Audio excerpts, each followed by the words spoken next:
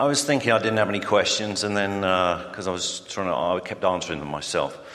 But then, one thing which I find, I should apologise for being a little bit emotional, but cancer, right? You said, I get we create our own reality, but what about people getting cancer? I've got friends who've got cancer, and I know I've sat there and said to myself, are you going to say just focus on yourself and your own vibe and how happy you are? But, if I create my reality, why am I creating people in my life getting cancer? Well, see, you're not creating that. But here's the thing. Those you focus on, those you live with, those you love, anything you care about, you put it into your vortex. And so it is part of your creation in that you have feeling responses to what's going on with that. And the most wonderful influence that you can offer is to be able to hold someone as your object of attention and feel good while you do it. If you hold someone as your object of attention and you feel worry, then it's you sort of out on the raw and ragged edge, not accompanied by your inner being in that moment. Your inner being isn't letting you go, but you're not allowing it to be part of your vibration in that moment. And so your help isn't that much. Let's talk about cancer for a moment, or any disease, anything that is unwanted that is growing.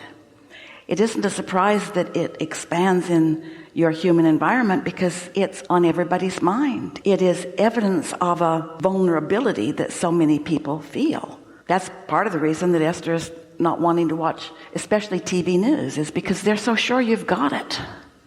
And they just keep poking at you that you should go check it out. At first, Esther used to say, you're not the boss of me. And then she would say, don't activate that in my vibration. And then she would say, you're the reason for the increase of it. And then finally, she's understanding that there are unwanted things and wanted things everywhere. And it's up to her to focus and feel better. So this falls in the category of a person or a whole lot of people living with something that they don't want. And it feels like somebody should do something about that.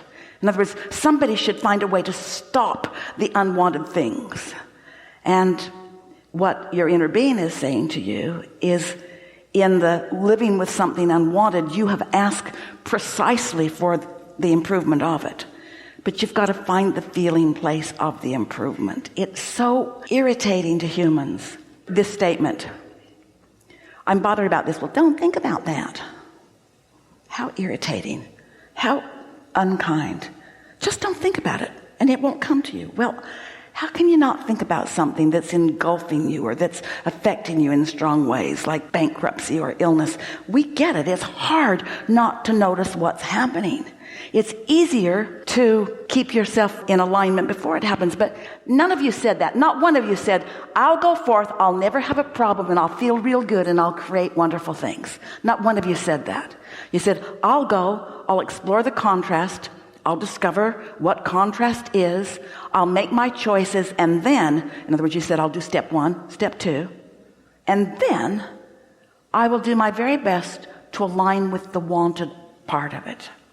So we really want to say, we really, really want you to hear this. There is not anything that you can't shift to wanted if you understand that it's an emotional journey, period. And if you insist on finding good feeling thoughts, which means with cancer and bankruptcy and the death of someone you love and all those things that are really, really strong, which means you got to stay off those subjects because they hurt too much and they offer too much resistance when you focus on them.